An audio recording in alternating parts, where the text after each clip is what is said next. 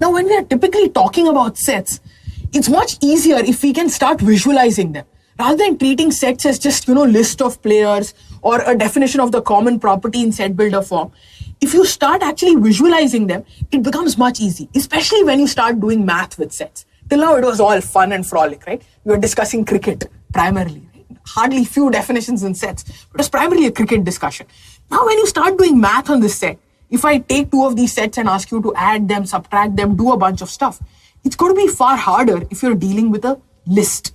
It's much easier if you visualize it. So how will we visualize a set? Let's draw this out. So let me draw all of this out for you. How will you visualize a set? Simply as a circle. Any set. So you have 3 sets, take 3 circles. That's it. Now, can you take any 3 circles? Can there be any 3 circles anywhere, or should they be in a particular shape and form? Are there any rules? Let's try and see. Let's say we have 2 sets. Set A is all players in the World Cup. We're talking about this World Cup alone. And set B is players in the Indian World Cup team. Now, if I draw set A here, this is World Cup, and set B here, which is players in the Indian team. Is this a correct representation? Where would you write Virat Kohli, say? My favorite guy, right? I keep coming back to him. Not really, but just an example. So where do you put him? You should put him in set B for sure, but you should put him in set A also.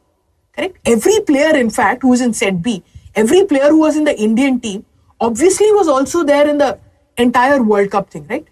Now, you can't write a player two times. The rule is whenever you draw a diagram, every player should be written only once, or every object or every element should be written only once. You can't write them in multiple places. Then it's not a correct representation. So, where should we write Virat Kohli? Here or there? Ideally in both places, right? How can we sort this issue out? If you take this circle and actually make it smaller and put it inside this circle, then it's perfect. Now, automatically, every player in the Indian team is also a part of the larger World Cup team, which is what is true. So this is how you'll draw the diagram.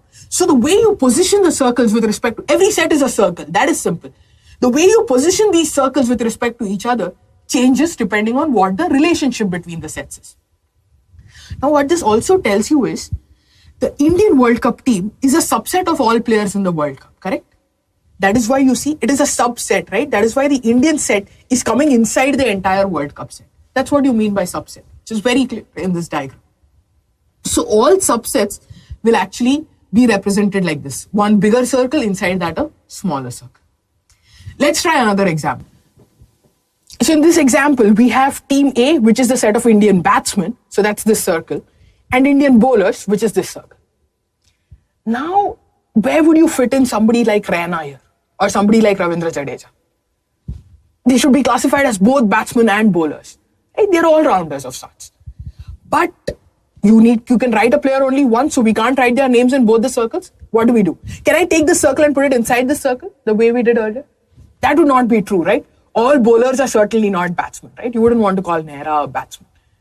So what do? So there is some intersection. So we bring these circles together. There's some intersection. There are some people who are both batsmen and bowlers, but not everybody, right? And this in-between part is where you can fit in both Jadeja and Raina.